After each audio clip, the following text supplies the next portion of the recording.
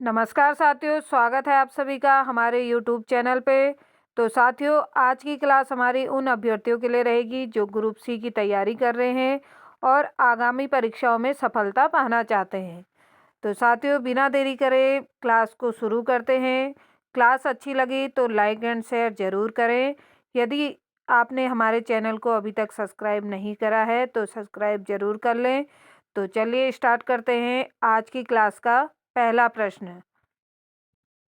तो पहला प्रश्न है, भारत में पुलिस आयोग तथा सिंचाई आयोग की स्थापना किसने की? तो ये है लॉर्ड कर्जन ने। तो भारत में पुलिस आयोग तथा सिंचाई आयोग की स्थापना की लॉर्ड कर्जन ने। भारतीय खाद्य निगम की स्थापना कब हुई? 1965 में। अगला प्रश्न है, भारत का सुदूर दक्षिण में इंदिरा पॉइंट है। तो ये इंदिरा पॉइंट कौन है? बड़ा निकोबार। बढ़ते हैं अगले प्रश्न में। प्रश्न है, दिल्ली सल्तनत का पहला सुल्तान कौन था जिसने स्वयं को खलीफा घोषित किया? तो वो सुल्तान था मुबारक शाह खिलजी। अगला प्रश्न है, किस पशु का अंकन हड़प्पा संस्कृति को मोहरों पर नहीं मिलता है? तो ऐसा कौन सा पशु है जिसका अंकन, जिसका चिन्ह हड़प्पा संस्कृति की मोहरों पे नहीं मिलता? तो वो पशु है घोड़ा। अगला प्रश्न है, गोपथ ब्राह्मण का संबंध किस वेद से है?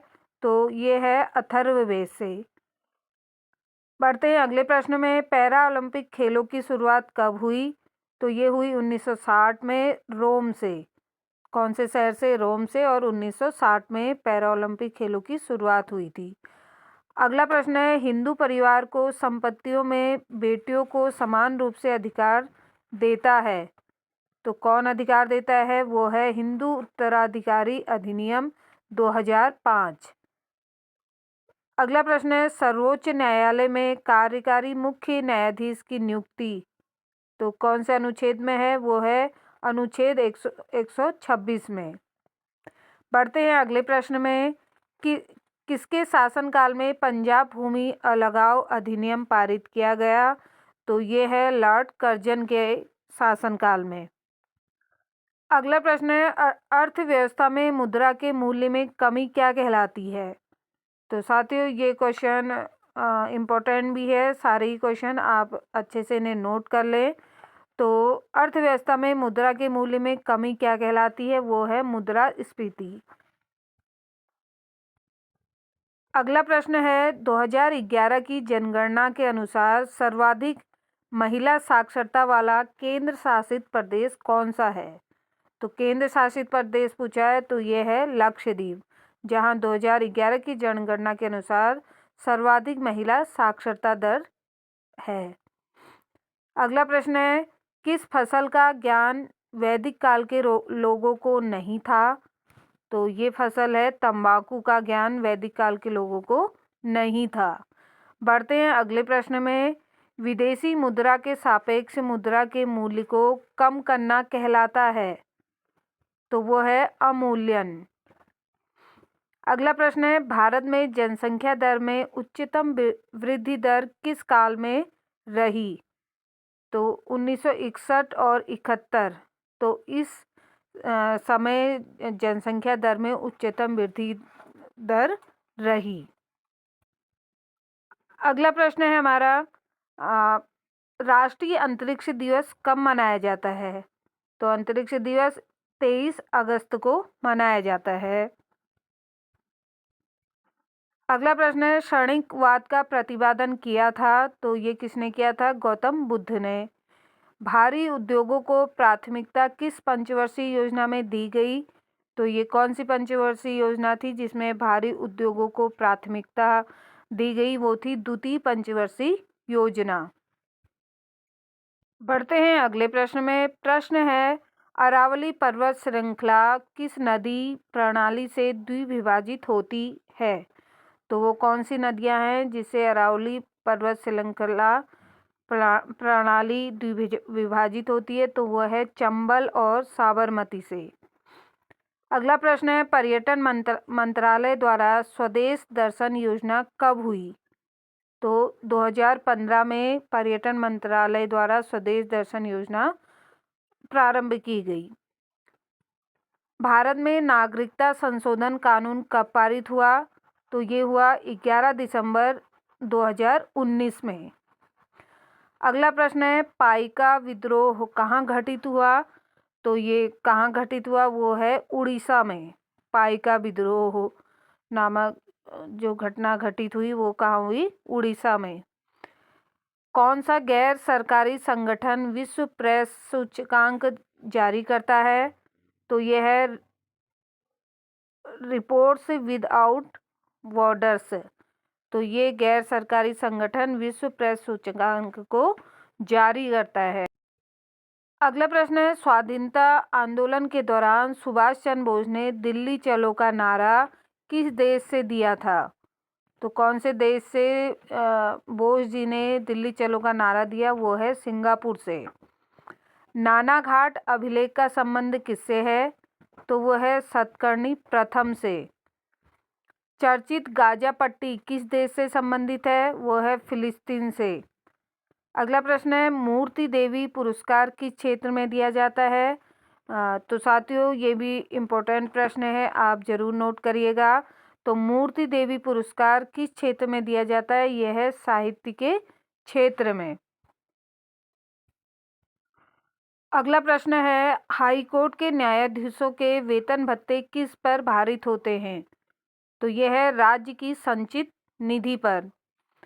हाई कोर्ट के न्यायाधीशों को पेंशन दी जाती है। तो कहाँ से पेंशन दी जाती है? वो है केंद्र की संचित निधि से। अगला प्रश्न है, राष्ट्रीय हरित न्यायाधिकरण के किसी भी निर्णय से व्यथित कोई व्यक्ति सर्वोच्च न्यायालय में अपील कितने दिन के भीतर दायर कर सकता है? तो वो है 90 दिन के भीतर अपनी अपील को दायर कर सकता है। भारत में विपक्ष के नेता को विकल्प का प्रधानमंत्री किसने कहा था?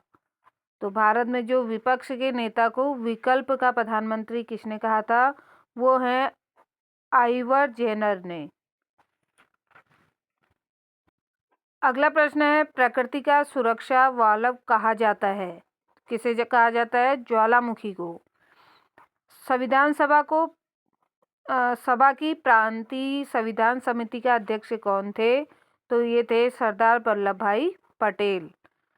भारत में प्रधानमंत्री फसल बीमा का शुभारंभ कब हुआ? तो दोस्तों बहुत ही इम्पोर्टेंट क्वेश्चन है। भारत में प्रधानमंत्री जो फसल बीमा का शुभारंभ हुआ था वो हुआ था 2016 में। अगला प्रश्न है, किस वेद में सभा व समिति को प्रजापति की 2 पुत्रियां कहा गया है? तो वो वेद है अथर्ववेद। पढ़ते हैं अगले प्रश्न में। प्रश्न है, आर्कटिक व प्रशांत महासागर को जोड़ने वाली जल संधि है। तो कौन सी जल संधि है? वो है बेरिंग जल संधि। मुद्रास्फीति से सर्वाधिक नुकसान होता है। तो किसे होता है? ऋणदाता को। बढ़ते हैं अगले प्रश्न में। 2011 की जनगणना के अनुसार सर्वाधिक 10 की वृद्धि वाले 3 राज्य कौन से हैं? तो वो है मेघालय, अरुणाचल प्रदेश और बिहार। अगला प्रश्न है, 2011 जनगणना सर्वाधिक लिंगानुपात वाले 3 राज्य कौन हैं? तो इसमें सर्वाधिक लिंगानुपात वाले 3 राज्य हैं केरल, तमिलनाडु और आंध्र प्रदेश। अगला प्रश्न है, कावेरी जल विवाद किसके मध्य है? तो ये कावेरी जल विवाद किन राज्यों के मध्य है? तो तमिलनाडु, कर्नाटक, केरल और पुडुचेरी। तो इन 4 राज्यों के मध्य कावेरी जल विवाद है। अगला प्रश्न है, ऑपरेशन स्माइलिंग बुद्धा संबंधित है। तो यह भारत के पहले परमाणु परीक्षण से। विश्व फुटबॉल दिवस कब मनाया जाता है? तो यह है 25 मई को विश्व फुटबॉल दिवस मनाया जाता है। अगला प्रश्न है, जलवायु परिवर्तन प्रदर्शन सूचकांक कौन जारी करता है? तो यह है जर्मन वॉच। अगला प्रश्न है, किसने कहा था ब्राह्मण और क्षत्रिय दार्शनिकों के 2 प्रकार थे? तो ये कहा था मेगास्थनीज ने। अगला प्रश्न है, पेरिस ओलंपिक में टॉप देश कौन थे? तो ये अमेरिका, चीन और जापान। राष्ट्रपति के निर्वाचन मंडल में केंद्र शासित प्रदेशों दिल्ली और पुडुचेरी विधानसभाओं के निर्वाचित सदस्यों को किस वर्ष शामिल किया गया? तो ये 1992 में इनको शामिल किया गया और संविधान संशोधन 70वां संविधान संशोधन के अंतर्गत ये आता है। साथियों, बढ़ते हैं अगले प्रश्न में। प्रश्न है, किस संविधान संशोधन द्वारा राष्ट्रपति के लिए यह आवश्यक कर दिया गया कि वह संविधान संशोधन बिल को अपनी स्वीकृति देगा? तो वो 24वां संविधान संशोधन है और 1971 में। अगला प्रश्न है, थाई पूसम महोत्सव मनाया जाता है? तो ये महोत्सव मनाया जाता है तमिलनाडु। अगला प्रश्न है, मरकर विलक्कू व अट्टुकल पोंगल किस त्योहार किस राज्य के त्योहार हैं? तो ये हैं केरल के। अगला प्रश्न है, बुनकरों की हड्डियों से भारत की भूमि सफ़ेद हो गई, यह कथन किसका है? तो ये कथन है विलियम बेंटिंक का। तो साथियों, ये थे हमारे आज के महत्वपूर्ण 50 प्रश्न। तो वीडियो आपको अच्छी लगी तो लाइक एंड शेयर ज़रूर करें। यदि आप हमारे चैनल पर नए हैं तो चैनल को सब्सक्राइब अवश्य कर लें। और साथियों, अब आपको हमारी ये क्लास हर रोज़ मिलेगी, तो आप हमारे चैनल पे बने रहें और अपनी तैयारी को मजबूत करें। तो आज के लिए बस इतना ही। तब तक के लिए आप सभी को धन्यवाद।